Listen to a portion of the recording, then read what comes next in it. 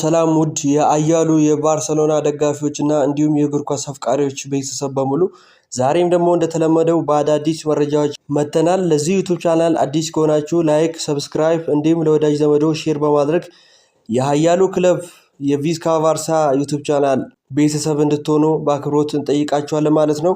እንደተለመደው ዛሬም በአዳዲስ መረጃዎች መተናል።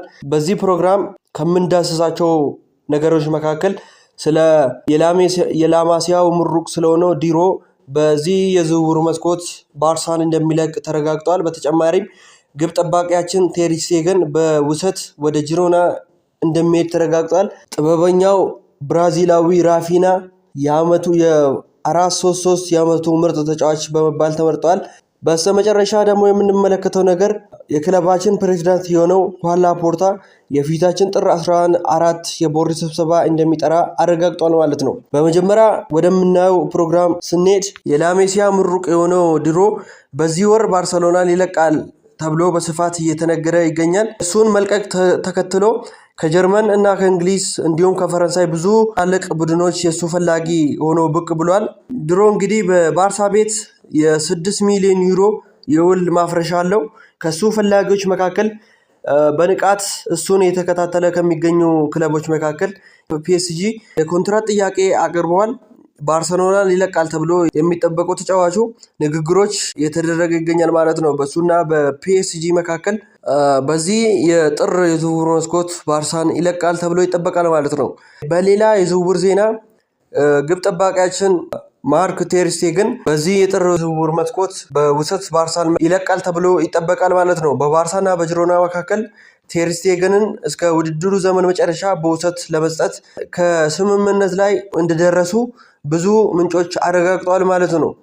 በዚህም ዝውውር ጂሮና የቴር ስቴገንን ደሞዝ 10%ን ሲከፍል ይህም ማለት 1 ሚሊዮን ዩሮ ብቻ ይሸፍናል ማለት ነው። የተቀረውን 90%ን ደግሞ በባርሳ በኩል ይሸፈናል ማለት ነው።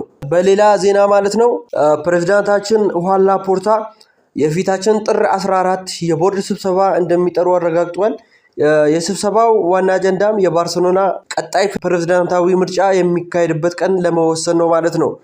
በክለቡ መተዳደሪያ ደንብ አንቀጽ 43 ቁጥር 1 መሰረት ምርጫው የግድ በመጋቢት 6 እና ግንቦት 6 መካከል ባለው ጊዜ ውስጥ መከናወን አለበት ማለት ነው። ሁዋን ላፖርታም እንደ ሌሎቹ እጩዎች በምርጫ ቅስቀሳ ላይ ለማተኮር የምርጫው ይፋዊ ማስታወቂያ ሲወጣ ከባርሳ ፕሬዝዳንትነት ይወርዳል ማለት ነው። በጊዜያዊነትም የአሁኑ የሁዋን ላፖርታ ምክትል የሆነው ፕሬዝዳንት ራፋ ዩሴት በዘመቻ ወቅት ለጊዜያዊ ፕሬዝዳንትነት በዛ ወቅት ቦርዱን ይመሩታል ማለት ነው። ወደ መጨረሻው መረጃችን ስናልፍ እንግዲህ ከ3 ትላልቅ የግል ሽልማቶች በኋላ ራፊና የአመቱ የ433 የአመቱ ምርጥ ተጫዋች አሸናፊ መሆን ችለዋል ማለት ነው።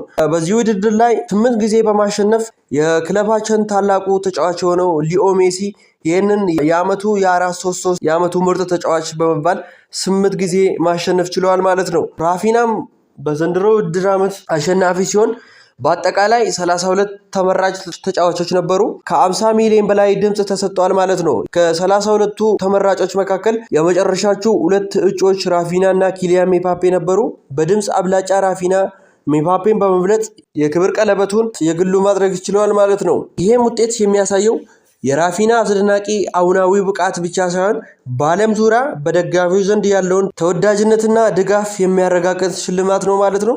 በመጨረሻም ቢሆን በትንሹም የሚገባውን ክብር አግኝተዋል ማለት ነው። ይሄ የክለባችን ተወዳጁ ተጫዋች ብራዚላዊው ጥበበኛ ራፊና ማለት ነው። ለዛሬ ይዘንላችሁ የመጣነው መረጃዎች ይሄንን ይመስላሉ።